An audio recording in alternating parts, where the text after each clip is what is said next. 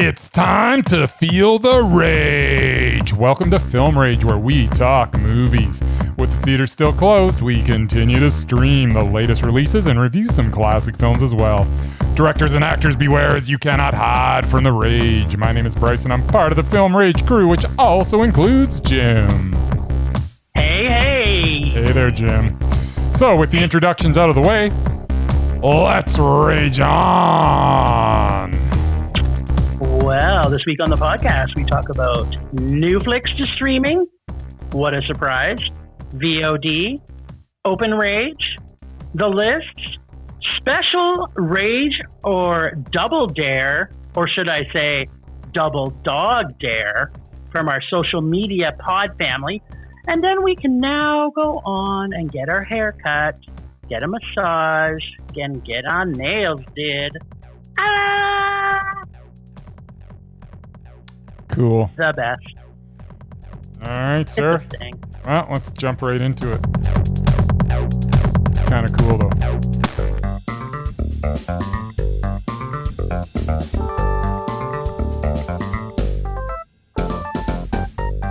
Streaming.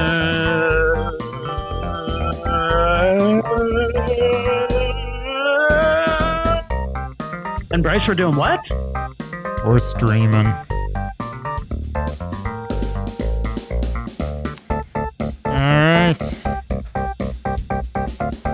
So let's start off with a little gem from Shudder. Shudder. And let's Dum dum. Dum dum. And by gem, I mean not such a good movie. What? Oh, we're gonna fight, bitch. We're Oh, gonna fight. it's on. So, It's on, motherfucker. Hunted is the story of a woman who has a bad day, so she goes out for a drink, which is a big mistake, as her bad day turns into a worse night.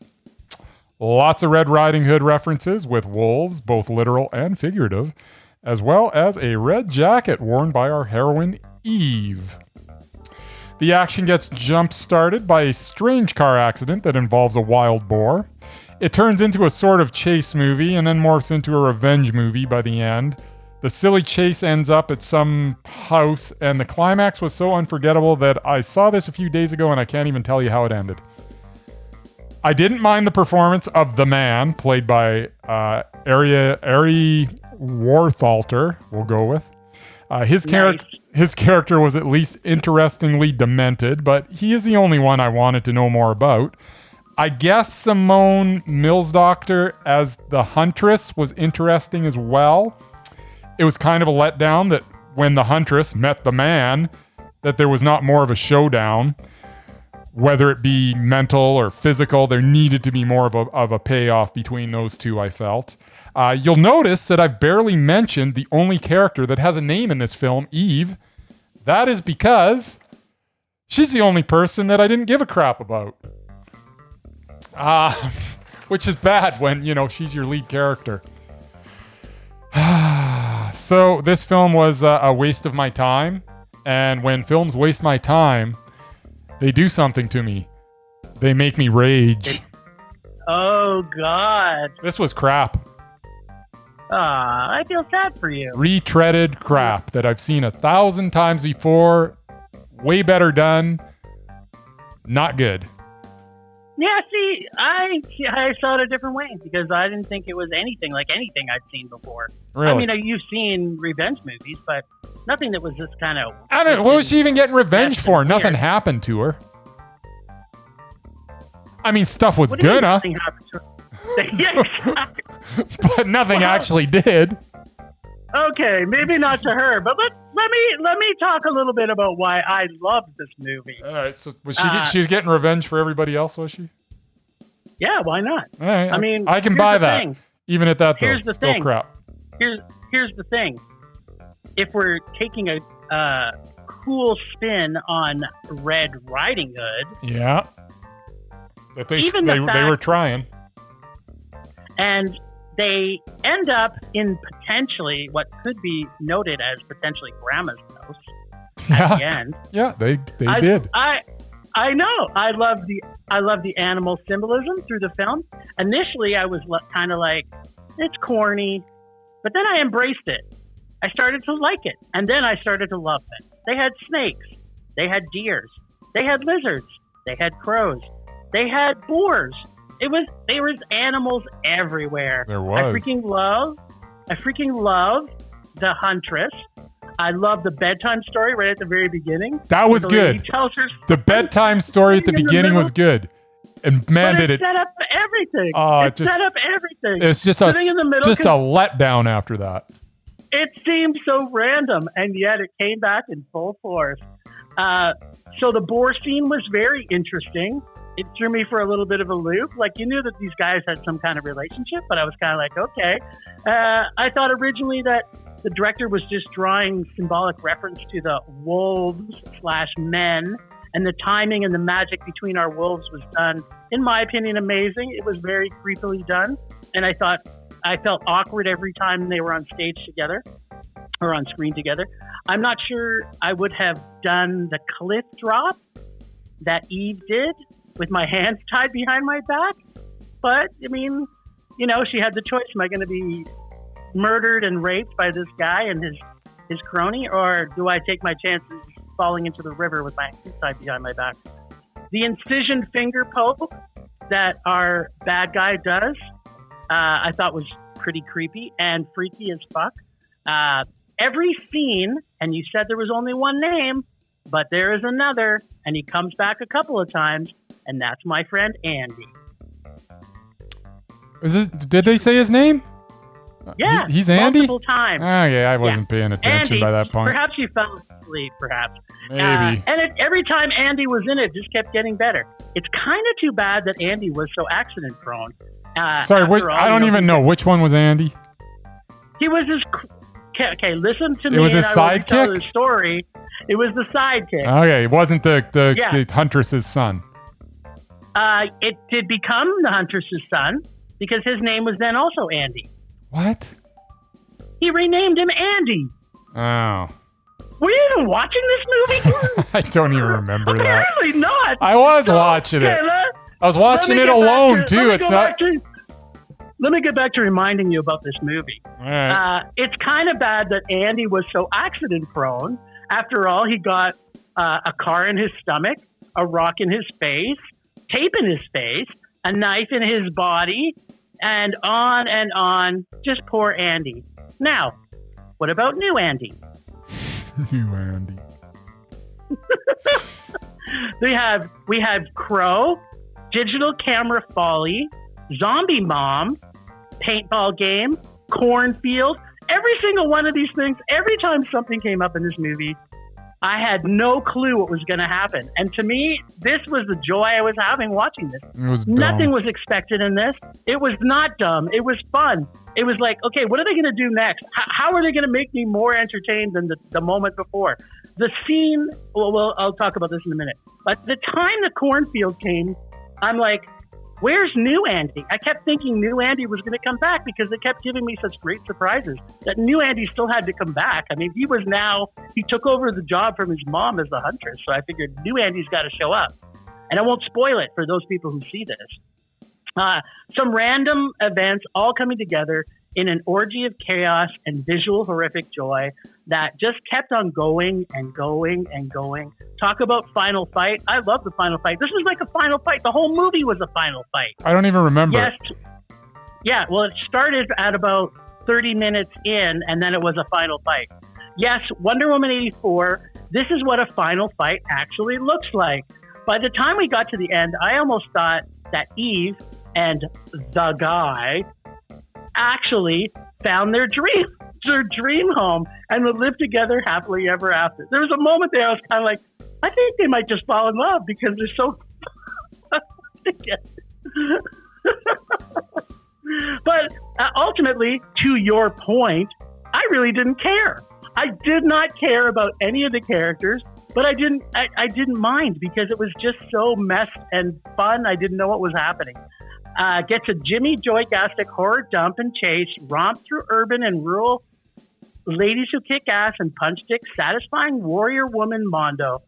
But we have to unpack a few things. So the first one is the Braveheart makeup. I thought that was hilarious. She puts the paintball makeup on, and she's instantly William Wallace. Thought it was brilliant. I thought New Andy. Okay, so did you think New Andy had the balls to pick up the mom's gauntlet? I thought that he was obviously going to pick up Mom's gauntlet because she's been training him like his whole life for this type of thing. So, yeah. But then he didn't do anything. He didn't, he was such a pussy when the guy was there. I think it was obvious that he was going to do something. Were you surprised by Zombie Mom? I know you thought that... I thought Zombie Mom was dumb. I thought it was great. I loved it. I was just kind of like... I was like you. It felt anticlimactic when she actually died. I was like, oh, shit. Yeah, because that should have been the showdown. Take him on. She should have been kicking some ass. Well, she kind of did because she came back to life. Kind of. Anyway, I thought it was funny. I loved Zombie Mom. It's too bad you didn't get the joy that I did of this. It was a funny... I didn't know what to expect. And for me, that's a sign of a good movie. I did not expect any of what was happening in this movie. So anytime something happened, it was just like, okay, that's cool. Oh, well, that's cool. Oh, that's cool. Because I didn't expect any of it to happen. And I never said that's cool once. I was like, ugh. Why? How could you, there was so much not knowing what was going to happen. It was just, nothing worked for me. It did not flow in any way. It just... Yeah, it was a mess. It was a mess. Yeah, and that's why I liked it. And I could not give a crap about. Apparently, giving a crap about it what didn't matter to you, but I did not care about any. And the only person that I had a name because I'm convinced there's no Andy. The only person. There's two Andys. Yeah, whatever. The only person that had a name, the person that we were supposed to care about the most, she was just horrible. Once again they show her in her, her normal life, and it's like, why do I care about this person? I don't, whatever. No. Yeah, maybe you're not supposed to. That's right. the joy of just having shit happen and then her kicking his ass. It was just great. I liked him. I probably shouldn't have, but I did. Well, I mean, but he had some messed up ideas about life, though. Yeah, at least he wasn't. I don't know. This was not good. Well, I'm not defending anything about it. He, even he couldn't save it, and he wasn't enough of a character to save. I have anything. A feeling though you fell asleep through some of it. I never fell asleep. Names. I stayed awake the whole time. I literally watched the end, and I do not remember what happened. I have no idea. I remember them, smashing around in the house a little bit, and I don't know who lived, who died. I don't know what. I have no idea. I have no idea how it ended, and I watched it. And we don't want anybody to know. Just know that the ending is satisfying. Is it? It's so satisfying. Sure. I watched it 3 days ago, and I have no idea how it ended. That's how satisfying an ending. And you forgot that there was two Andys in it, so apparently you can't remember much. Whatever. Let's move on. Oh, wait. My favorite line. Okay. My nose is fuck. That was by New Andy, by the way. That's fantastic. Now let's move on. What else did we watch, Jim? Okay, well, we got to see The Dissident, which is a doc about Jamal Khashoggi and his disappearance, or something like disappearance. It is directed by Brian Fogel, written by Brian Fogel and Mark Monroe, and stars a bunch of people, including some famous people. So I found that I'm not sure why Saudi Arabia allowed Jamal's wife to even live. Not sure why they didn't bring her in there too. Why did they give the recording of the murder? So many pieces of everything leads me to believe that MBS felt he is above the law, is basically what it boiled down to. Well, there's no question of that. I mean, they kind of showed it. And apparently he is.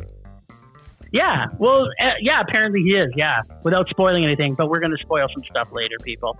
The flies, the bees, like it was just, I was getting, as I'm watching it, I could not help but to start thinking about the movie Assassins, which we saw last year. It had a similar feel and build up, and yeah. Yeah, but it you know, the Assassins was my favorite doc of last year. If this was up against it, Assassins was still a better film than I think. Oh, unquestionably. I mean, okay. So to take on Jeff Bezos, first off, I mean, he may be the prince of Saudi Arabia, but this is motherfucking Jeff Bezos. And you think that you can try and take on Jeff Bezos? Like the guy is the richest person in the world, and that money can't buy your death or, you know, whatever he wants to do? Like, it's just, it was making me angry. Saudi Arabia and where they've gone in the last 4 years has just been so unprecedented and annoys the living shit out of me. They frustrate me. I don't dislike any culture, but countries that can think that they're above the law and that have the number of human rights violations against them that Saudi Arabia has, I don't get it. I really like the education part of this film. I was still debating as I watched it whether that I could like it nearly as much as Assassins, but I definitely can't put it in the same ballpark. Don't know whether it is because I knew more about this one, because this one was in the news a heck of a lot more than the other one. And we never tired of seeing it, right? Or if my emotions were not as heightened, I'm not sure. I cannot separate the two cases that easily, as both have countries killing people that they decide they want to kill. Never have I been more proud of my own government, but when they called out Saudi Arabia's human rights violations and stayed strong and true against what they believe and what Saudi Arabia was doing, and Saudi Arabia literally pulled out all of their people from Canada, took away all the rights of their students and said, you know what, screw you, Canada. I was proud of that moment because I'm thinking, you know what, people got to stand up to these people. And us, a little country of Canada of like 35, 40,000 people, to stand up to one of the most powerhouses of the oil and gas world. To me, that was a proud moment for me. I'm happy to say that I'm not trying to get political here, but I'm trying to say these are the kind of things that has to happen against these countries. I get so infuriated with it. Okay, it did its job. It pissed me off and did bring in about the emotion it was supposed to.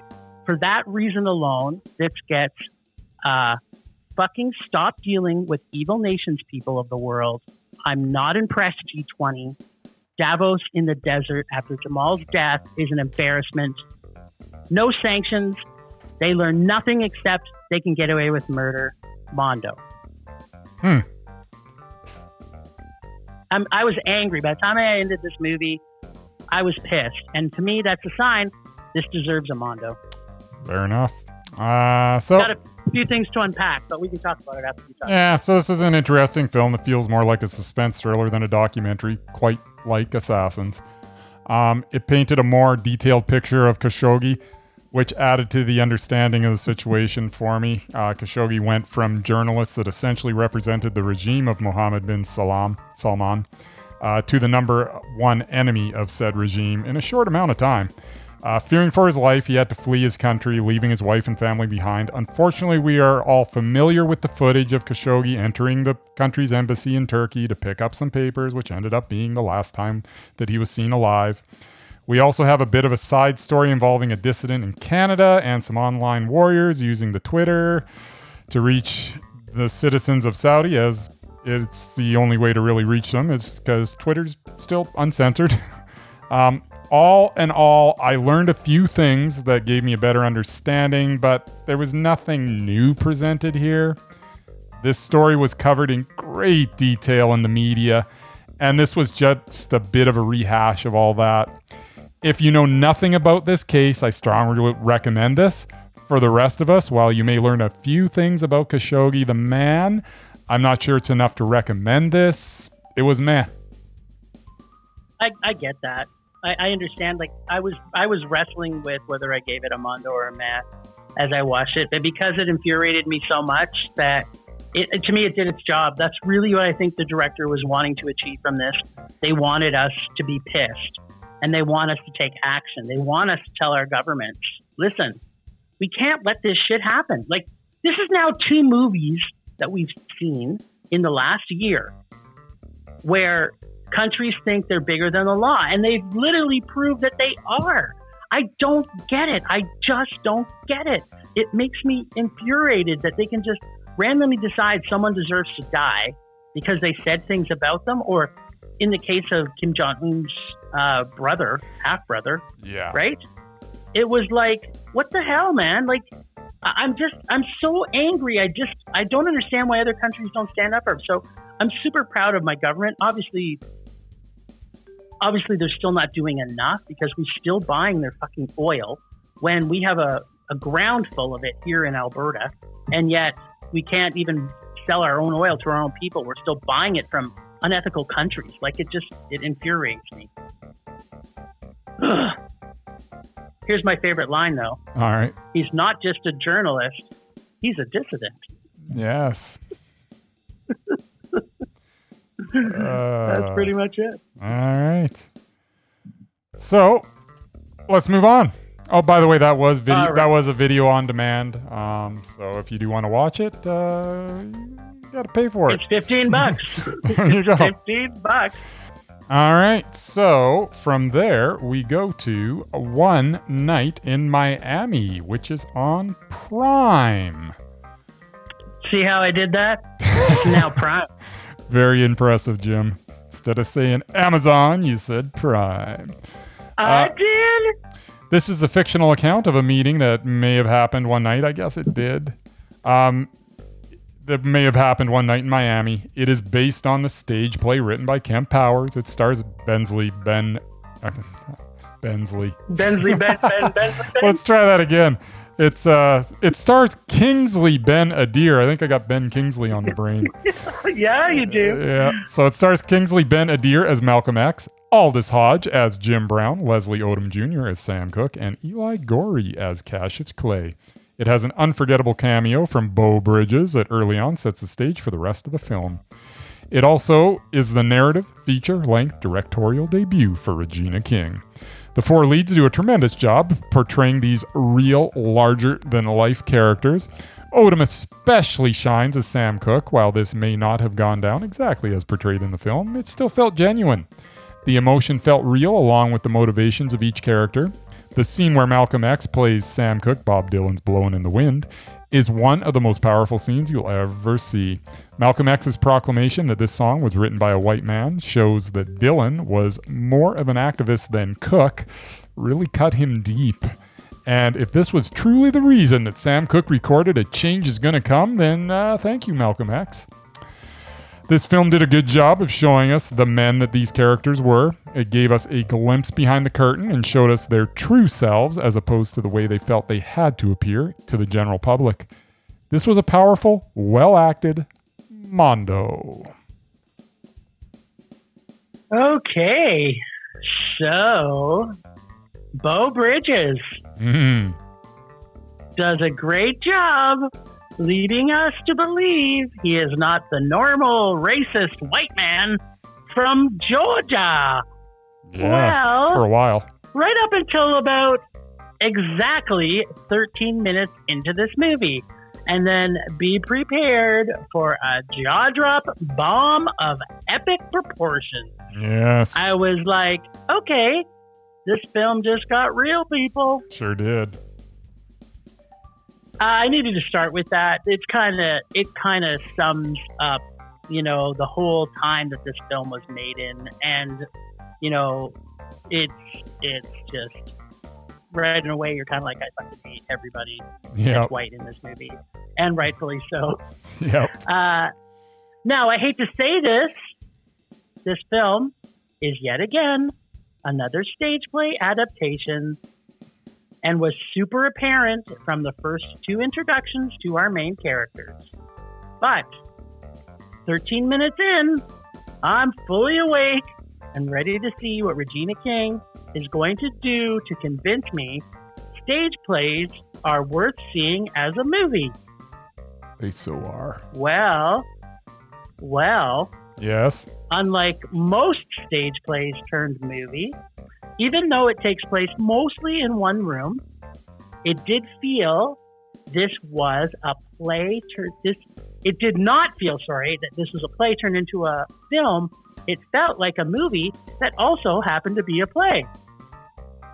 This film is a great microcosm of the Black culture of the 60s and gives us a small moment of a picture in the time of 4 great Black men who are all great historical figures in their own rights. This film, by award-winning actress Regina King, appealed to my love of character development at its core and brilliant actors, which this film had in abundance. Most of the time, I did not want to do anything else but sit back and enjoy this open dialogue of the challenges, accomplishments, and souls of these 4 men. This is real. This is raunchy. This will appeal to anyone who may be a fan of any one of these men, but combined, it will be a super, super big love for anybody who sees this film. It's a first-time director, but you'd never know it, Mondo. We got to unpack a few things, in my opinion. First off, we literally just talked about Ma's Black Bottom not that long ago. Ma Rainey. This movie to me was night and day over that one. Really? I felt this one, yes, 100%. Well, you know that. I gave it a meh. This one to me was all about the characters. I disagree. That one, yeah, the peripheral characters in Ma Rainey to me weren't really fully developed. In this one, every single character, there was only kind of, the peripheral characters were really not there, but even when they showed up, like Beau Bridges, it was fantastic. And then they focused so much on every character. I felt Ma Rainey was about 2 characters. That was it. That's all I cared about. Whatever. Yep. Ma Rainey was no. Anyways, let's talk about this one. We're not going to argue about Ma Rainey. Okay, well, this film allowed the characters to seem natural and not so scripted, and moved in and out of the room to other scenes, and you did not even know or feel it was happening, because for me, I was glued to what they were saying, and I wanted to know everything they had to say. My favorite line, I'm Jim motherfucking Brown. Yeah, this was a great movie. I fully loved every single thing about it. I think everybody should see it. And who knew? Like, I knew about these characters, but I had to go back and do a bunch of reading afterwards, just because I so loved every single one of them. I went back and looked at Jim motherfucking Brown's films he's been in too. He's been in a lot of movies, and yes. I love every single one. Mars Attacks, man, that's one of my favorite ones with him in it. I love him in that. There you go. Yeah, no, it's an interesting, the fact that these 4 men came together. They all came from like such different backgrounds that you may be a fan of one and not the other, or you may be a fan of a couple of them and not the other 2. But the fact that they all came together, there's kind of something for everybody in this. Agreed. Yes, and just worth watching, because the message still rings true today, unfortunately. Yeah, it's going to apparently be that way for a while, but yes. Okay, so we also saw something on Netflix called Outside the Wire. Do we have to talk about this one? Yes, we do. Really? In the near future, a drone pilot sent into a war zone found himself paired with a top secret android officer on a mission to stop a nuclear attack. Wow. Bum, bum, bum. Director Michael Strum, written by Rob Yescobi, and stars Anthony Mackie, Damson Idris, Enzo Caliente. I like Enzo. I don't mind him. Yeah, but what about Mikhail Hofstrom? Is he one of your favorite directors? No, I don't know much about him. I know nothing about him. Yeah, me neither. All right. Well, we won't look into him for now, and we'll let everybody else. I don't think he's done anything. I think I looked into him just to see if I could get him on the doubted list after watching this, but proceed. Well, you're going to have a hard time if I give this a Mondo. I guess so. Sci-fi, futuristic robo stuff that, other than the robots, seems kind of like not the future. Yeah, I personally thought the CGI was done okay for a CGI movie. There was CGI in this? Just a little bit. Oh. I felt it gave a real feel of what the Army would feel like near the beginning of the film, but then started feeling less Army and more buddy cop, buddy spy as it progressed. Normally, I'm not a fan of these types of movies. Oh, but no. Actually, I'm giving you a warning. I didn't hate this. Oh, no. As the film unfolded, I thought the acting was all done well. Nothing too original. I really like Anthony Mackie. I like him as an actor. I don't know why. I just do. I do too. I don't know what he's doing in this. Yeah, and pretty much everything he does. I liked Damson Idris as well. Mackie had some sweet John Wick's moves during the hand-to-hand stuff, which I like. It's one of my favorite things about action films. Action was great, and suspense was done pretty good. As mentioned earlier, I'm not a big fan, though, of this type of action film, but I found myself somewhat enjoying the ride. The Robo-Gumps characters were pretty cool. Again, just one more time, not my favorite genre, but I thought the Robo-Gumps were kind of cool. I liked it, not loved it. The score so far. Yeah. Flag Death was cool. CGI head splatters was bad. CGI Robo-Gumps were cool. Mackie Wick action moves were cool. Mackie fly through car windows was cool. Movie gets a Mackie can handle himself as a lead, even in a movie that is mad. Wow. You are a very generous man. We found that out at the first movie when I gave it a Mondo and you gave it a Rage. I guess so. Outside the Wire. This was really loud. Lots of explosions and gunfire, as well as rockets and loud cars. I'm not sure what the point was. Was the point that it's okay to sacrifice a few for the good of many, or was the point that sacrifice anyone is not acceptable? At the end of the film, would it not have at least been a better ending if he sacrificed himself? Or were we going with the unreal narrative that you can save everyone? And wasn't that a nuclear missile? Yes. And yes. And wasn't that a nuclear missile that they blasted a rocket into? Would there not have been a more devastating explosion? If you blow up a nuclear missile, would that not detonate said missile? I obviously don't understand this.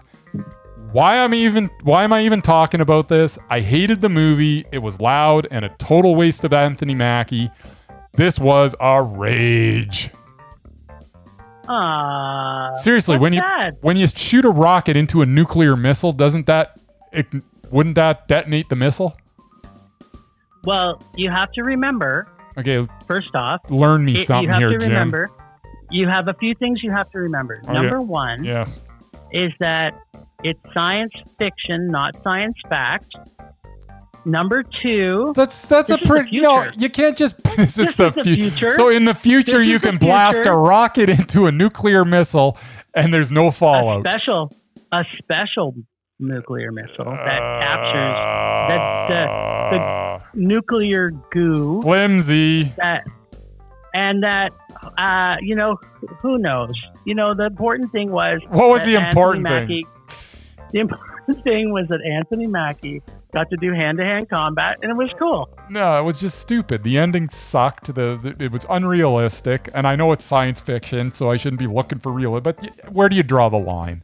I mean, really. You're gonna blow up a nuclear missile, and it's not gonna detonate the missile. I don't understand that. I just want to be clear. Did I miss something? You're only drawing the line there. That's what.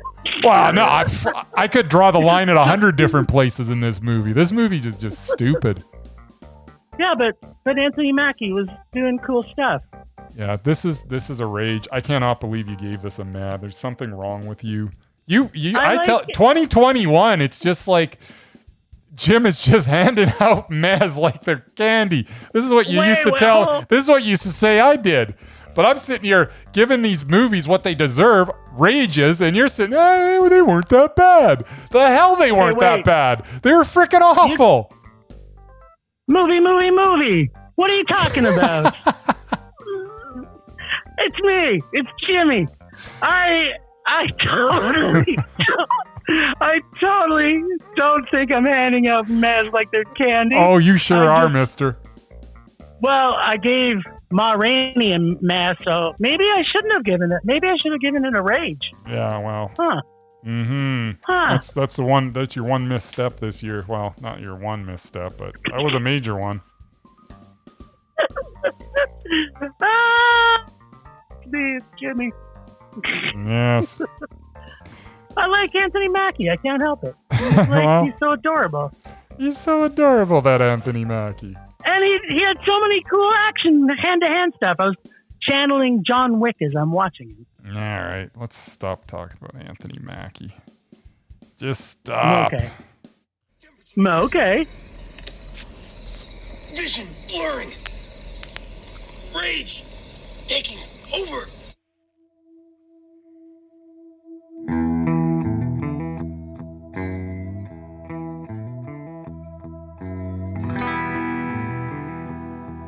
I'm just getting this music on.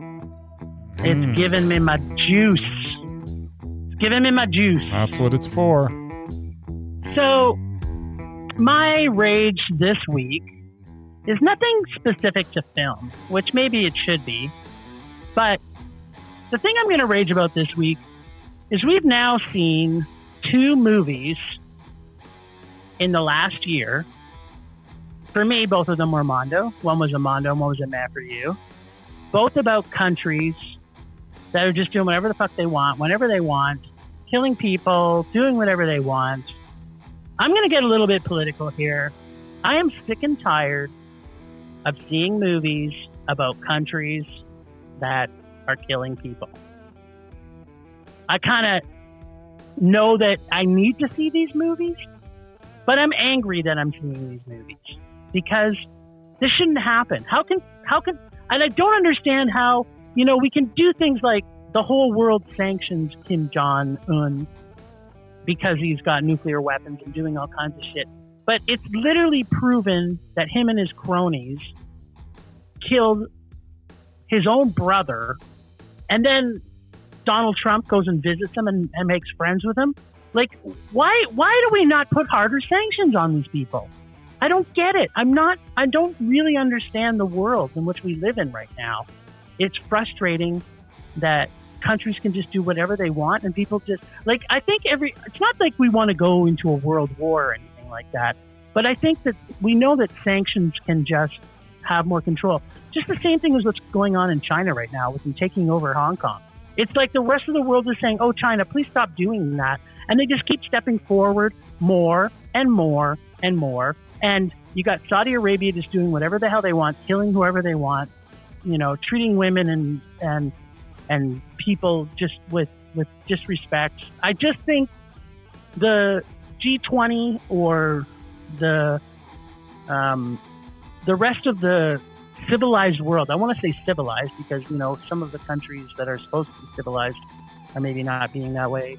But I'm raging because I'm tired that we have to keep seeing these in films. Why can't we see documentaries like Greta, which was a great doc? Was it? And Greta was doing some great things. It was good. It was a mess. It wasn't great. It was, but still, it was the fine. Message was good. The message was good. That is true. Right? Why are we seeing more about that and less about, why do we have to have movies that exist? with this theme. The directors are doing great jobs. They're letting us know these things, but I'm just tired. I'm tired of the world being a bunch of fucking dicks. That's my rage speak. Such a downer. The world is a bunch of fucking dicks, and we need to stop it. The world is a bunch of dicks. All right. Well, there you are, sir. Now, what do you got? What do I got? Well, that's a good question. Is it a surprise? Is it going to be action film?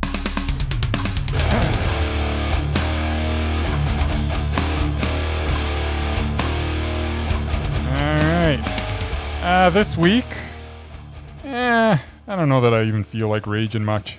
So instead, I'll just sing you a little song. The seaweed is always greener in somebody else's lake. You dream about going up there, but that is a big mistake. Just look at the world around you, right here on the ocean floor. Such wonderful things around you. What else is you looking for? Whoa, under the sea, under the sea. Darling, it's better down where it's wetter. Take it from me. Up on the shore they work all day. Under the sun they slave away. Anyways, that's my rage. Under the sea. It's the best. Rage subsiding. Pulse slowing. Anger fading.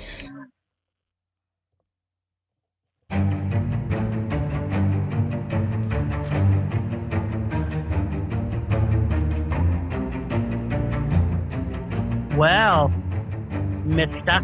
Yes. Did you get a chance by any chance? By any chance? Tunisian Victory, which I thought was just Frank Capra, but apparently it's not. He has a part in it, but did you watch it? I'm sorry. What was I supposed to watch? Well, you weren't. There was no rule assigned to it, but the only movie I think we hadn't seen in Frank Capra's list was his first one, which was number 8, which was Tunisian Victory. That wasn't number 8. Yeah, it was. No, it wasn't. Yeah, it was. No, it wasn't. Yeah, it was. Let's just do this for the rest of the podcast. No, it wasn't. Yes, it was. No, it wasn't. Yes, it was. As a director. Well, here's a question: Did you see any Frank Capra? 1, 2, 3, 4, 5, 6, 7. This is compelling, eh? No, number 8 what? back. 8 is Meet John Doe. Yeah, I agree. I thought it was Tunisian Victory, but that's only a portion that he directed. Oh, yeah. So I'm if it's not all, then yeah, no.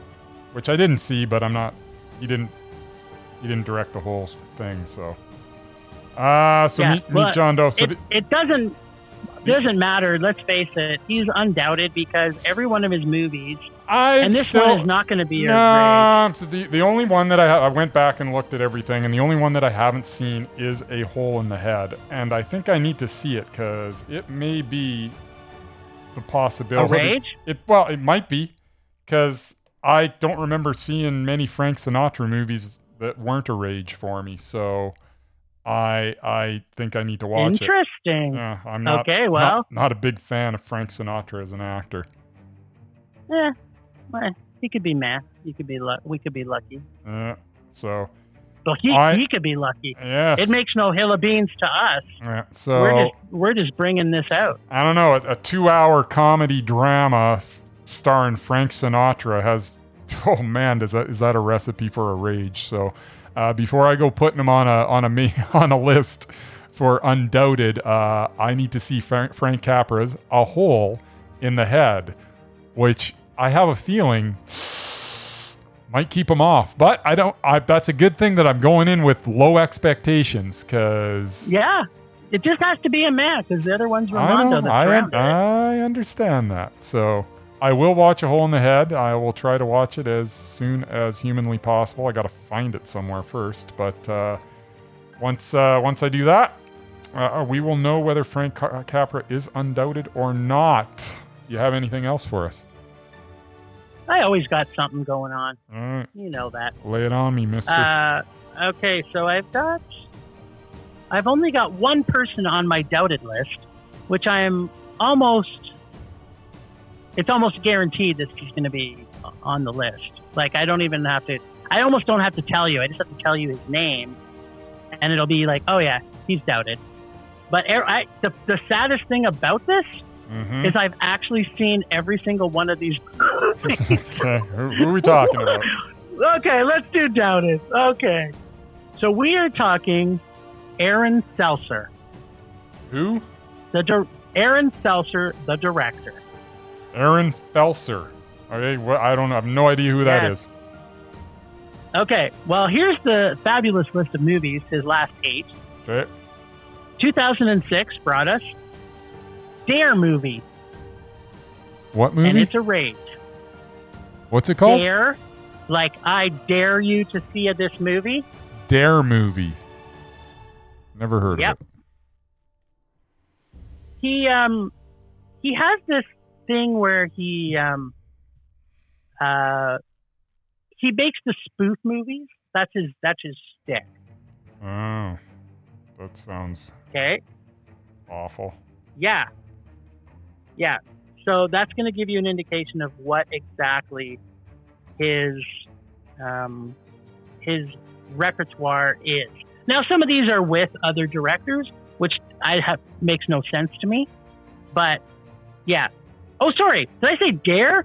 I meant date. Okay. That's better. It sounds like, what the heck is Dare movie? That doesn't exist. Yeah, it doesn't. I'm like, wait a minute. No, it's Date movie, which was a rage. Date movie. All right. And then there's Epic movie, which was also a rage. Then the spoof on 300, which was Meet the Spartans, which was a rage. And then there's Disaster movie, which was, guess what? A spoof on disasters. That was a rage. Then he made a spoof about vampires called Vampires Suck, which was a rage. Yeah. Then he did a movie about the spoof of the Hunger Games called The Starving Games. That had to be good, right? It was also a rage. The Best Night Ever, which was a rage. And unfortunately, there's a movie on here I haven't seen, but I can almost guarantee it is also a rage, because guess what? It's a spoof on the Fast and the Furious franchise called Super Fast. Wow. Super Fast. That's probably going to be good.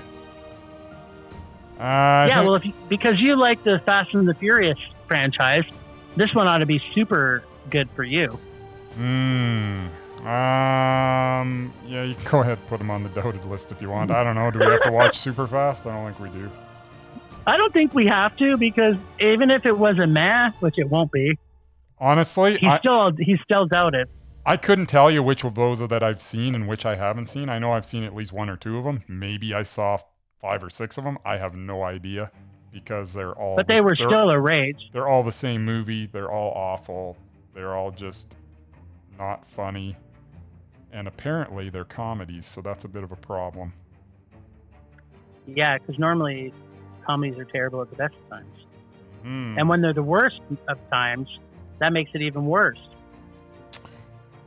Yeah. I think I saw a disaster movie. I might have saw Date movie. I don't know. I might have seen them all. Yeah, you probably did. I have no idea. They're all terrible. Yeah. No, they're all just the same. They're awful. He's definitely doubted. I guess if you're making money in this niche, though, I mean, more power to him, I suppose. I don't know. Somebody's. Why are we saying that he gets power? I don't get that one. Some of these. What's the power here? Some of these. Hey, man. You can sell this schlock to somebody, then I don't know. You got some sort of talent. Talent for what now? That would be talent for convincing someone that this movie needs to be made, and that's someone going, yeah, okay, here's the money to make it. Okay. Well, you know what? I'm going to give you an Undoubted this week. All right, go ahead. And I have a feeling it's not going to get past you because we've reviewed one of these movies, which I think the last one was a meh for you. All right. But if the last two on his list were a meh, he's doubted. He's not Undoubted. Okay. Okay, so I'm putting forward Steve Carrell. Steve Carrell. Oh, that is going to be tough. I don't know, man. Really? We've talked about some of his movies already. And I picked, you know what? I did the 6 Degrees of Kevin's Bacon, which brought me, because when I was doing Emma Stone, which we put on, I picked up, and Steve Carell is in a bunch of great movies. So, 2015, he was in The Big Short, which was a Mondo. Yes, that's a Mondo. Cafe Society, which I have not seen. That's the only one I haven't seen off his list. I loved it. Okay. It's a Mondo. So I have to see that. I have to see it. But if it's even a meh for me, it would be okay because the next one was Mondo for both of us. Battle We already of the talked about Sexes, this with yeah. Emma Stone. Yep. The last flag flying to me was a Mondo. It was meh. Okay. What about Beautiful Boy? Because that was a meh for me. That was a Mondo for me. Okay, so he's still good. Vice, we've already talked about, is a Mondo. Mondo. Okay, and Welcome to Marwin for me was a Mondo. This is the second last one. Yes, it is. Yeah, no, he's not Undoubted. This is meh. Okay. And it's a low meh. Like it might have been. Oh Rage. wow. It was close. Oh, wow. I did not like this movie. I loved it. There you go. And I also gave Irresistible a Mondo, which you gave it a meh. So, okay. Back to back, Sorry, man. Steve. So close. Sorry, Steve. I was actually getting So a little bit close. excited as we were going along. I was I like, know, he's got right? a chance. He's got a chance. But See, he did have a chance. Like he's making good choices, man. he is. He's making good choices. There's no question. And he's dropped his comedy shtick, and he's now doing. Well, I mean, obviously, Resistible was a comedy. yeah. But, It's a little. but he's becoming a super strong dramatic actor. Yeah. No, he is good. But yeah, I mean, I really like you. You might not like Cafe Society. It's not Woody. I'll go see it. It's not Woody Allen's best movie, but I really liked it.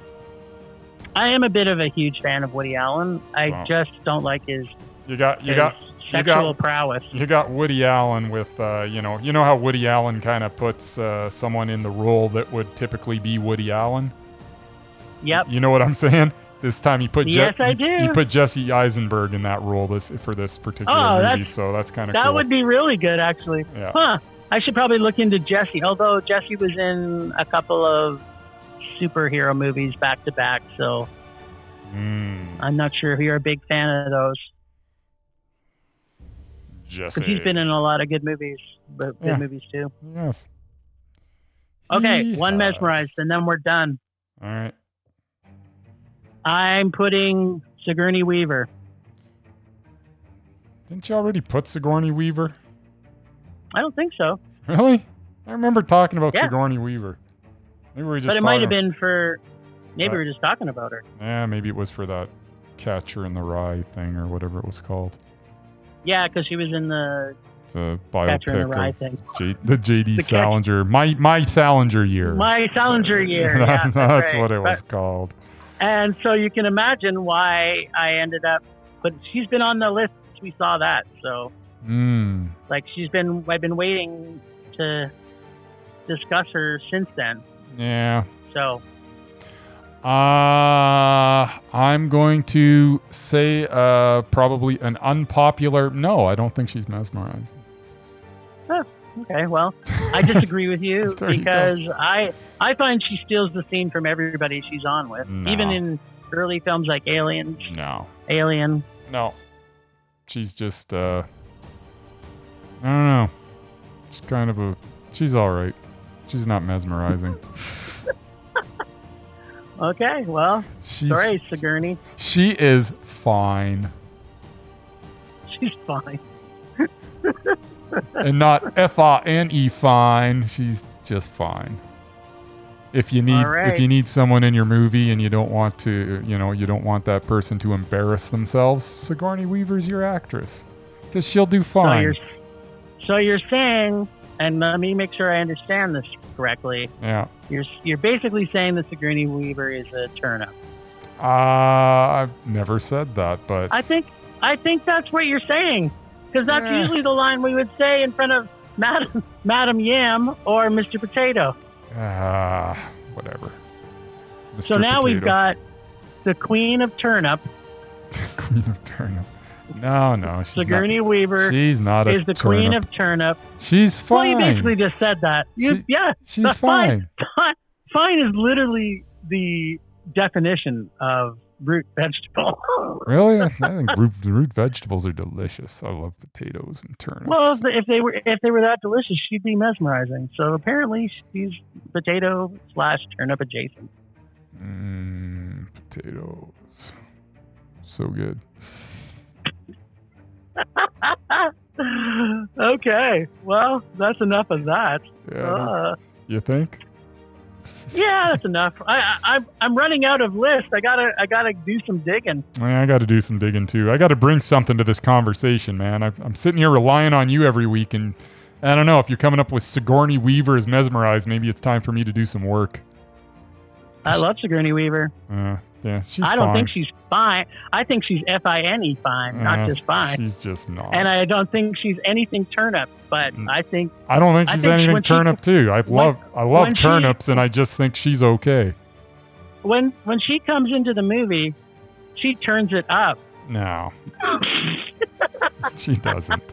She's all right. She does. She's awesome. She's adequate. I love her. She's so adequate.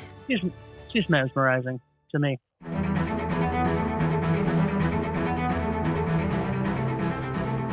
So, in our excitement and haste, last week, we did not make Bryce pull from any bag but his own in the privacy of his own bedroom. But lucky for us, we have a lineup from our pod fam happy to dare us to see terrible films. It looks like we were double dog dared to see Slapshot 3 by multiple podcasts in honor of NHL being back in session, baby. This week, we will definitely not let Bryce escape from pulling from my juicy, tasty bag of succulent goodies when he reaches deep, deep, deep into my bag of rage. Let's check in first with Bryce to see if the Hanson brothers still got it, or should they finally retire to sunny Florida and start to roller skate instead?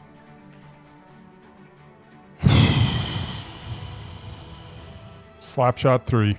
Total crap, not funny on any level. The funniest person in this was Mark Messier. Mark Messier is not funny. It pained me to see Leslie Nielsen in this. On the bright side, this seems to have put a nail in the Slapshot franchise. I'd say it's dead. It's never coming back. This was a rage. I don't want to waste my time talking about this movie. It's crap. Well, I know I love to rage. Go ahead. About this movie. Ugh. Oh, special internet/interweb dare to see Slapshot 3. Ugh. We could have got out with Slapshot 2, but I had to take it to another level because I said Slapshot 2 can't be the worst of the franchise. It's got to be 3. Yeah. So you can thank me for that because they initially dared us to see both. Yeah, I could. This beloved Canadian classic shot in 1977, nowhere in Canada, but because we own hockey, we like to pretend that it takes place in Canada somewhere, has an IMDb rating of 7.3, and is a super mondo. And that's the original Slapshot. Now, Slapshit 2, Breaking Ice, shot in 2002 in Vancouver. Why? Because, like I said, Canadians own hockey. So, I thought we should own this franchise. So, well, it has an IMDb rating of 4.4 and is terrible. Was it because, like most Canadian films, it was thrown together with no budget and made without Paul Newman? Yes, this could be the reason why. Now, the reason we are seeing number 3 in the series. Well, as with most sequels, they got progressively worse as they go on, and this is no exception. Devoid of any real acting talent, and yes, Leslie Nielsen is in this, as well as the Hanson brothers, who seem to have built a career on being in sequels of this movie. And yes, less budget and filming location moved to outside Vancouver. So it wasn't even enough budget to be filmed inside Vancouver. It was shot in Langley. What do you think that tells you? Is it a coincidence that Leslie Nielsen died 2 years later? I think not. So the reason we are seeing this is in the honor of the return of hockey. To see the worst of all slapshot or slapshot adjacent films. This should have been called Little Orphan Annie Plays Hockey. The sun'll come out tomorrow. Bet your bottom dollar that tomorrow come what may. Okay. This has everything in a movie that annoys me about film. It's got CLFs, sports movies, stupid plot similar to every other evil real estate mogul taking over a town, unrealistic everything, including a teenage boy who's hot, who's scared to kiss a girl that's basically throwing herself at him at her parents' house all by herself. The only good thing about this film was when the Hansons found their balls and started a bleachers fight. I didn't actually understand any relationship anyone had in this entire movie. I was confused. I felt like I was Bryce watching this movie. This felt like it was written by the Junior League, that it wasn't the Junior League. I hate to say this aloud because it almost is reprehensible. This movie may have been worse than The Cutting Edge. Wow. No, it wasn't worse than The Cutting Edge. There's nothing worse than The Cutting Edge. Oh no, 9 Lives is definitely worse than The Cutting Edge. I haven't seen that. This was god-awful, but it was no Cutting Edge. Yeah. Okay, so originally I thought the Hanson fight was the best part of the movie. Yeah. But the actual best part was the Boston Pizza signs on the scoreboard in the final game. That was the best part for you? It was. I was like, okay, so you're going to pretend that you're taking place in Philadelphia. Yeah. And yet, or was it Pittsburgh? I don't even know where it was supposed to be. I think they were pretending they were in Pittsburgh. But, so, and then they've got Boston Pizza, which is a Canadian franchise. Like, could you not have covered those up for the movie? Like, who was doing that? I was like, okay, this is funny. That was literally made me laugh. And then, of course, the potato chips with Mark Messier. That was actually pretty funny. Mm-hmm. As I say, Mark Messier was the funniest part of this movie. Of course, Mark Messier is not funny. Yeah, he's terribly not funny. I thought the Boston Pizza signs was even funnier because I was like, this just literally proved how budget this movie is. I saw them. They just got an eye roll from me. They didn't get a guffaw. I was rolling in the aisles with laughter because that's a sign of a truly bad movie. Well, thanks, interweb, Twitter fans. You've done your job. Yeah, it was awful. Now, we are not letting you get away without choosing from my delicious, delicious bag. All right. Here we go. Get your hands in there. Stick it in. I am grabbing Jim's bag. I am reaching inside of Jim's bag. And what have I got? Are you ready? Got one here.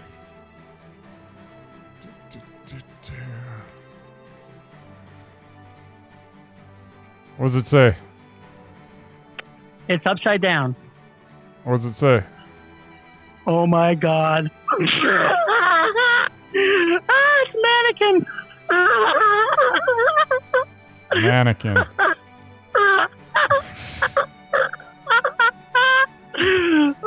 my god, dude! You're in such good. I have a vague recollection of Mannequin. I don't think I actually ever saw the movie, but this is the one where the mannequin comes to the guy falls in love with a mannequin and it comes to life or something. Is that sort of what it is? Yeah, that's 100% exactly what it is, and it's by one of the best actors from the 80s. Who's that?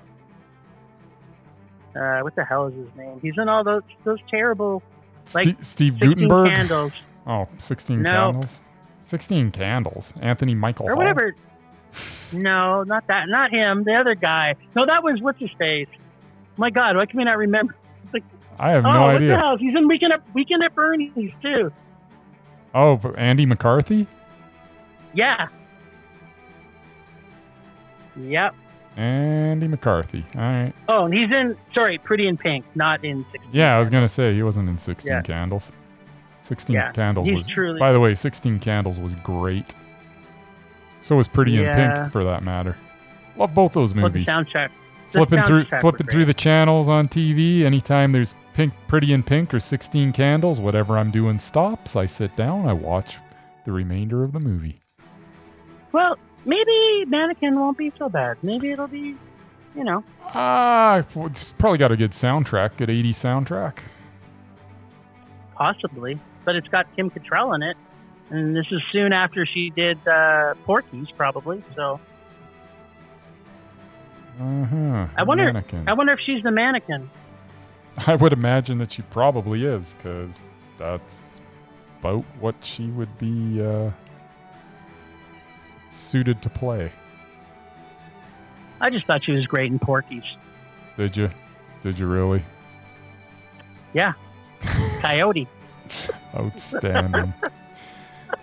Another great Canadian film from our past. All right, so I will be watching Mannequin. I am not super looking forward to it, but how bad can it be?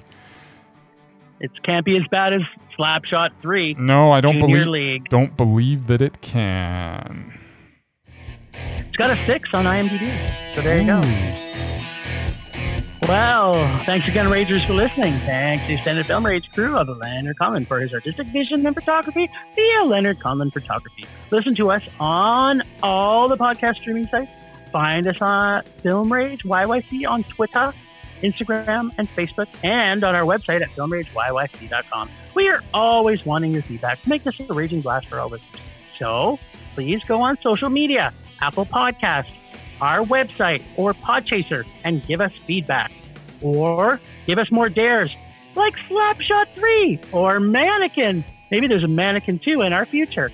No matter what you do, please make us rage. Please. Please. That's it for this week.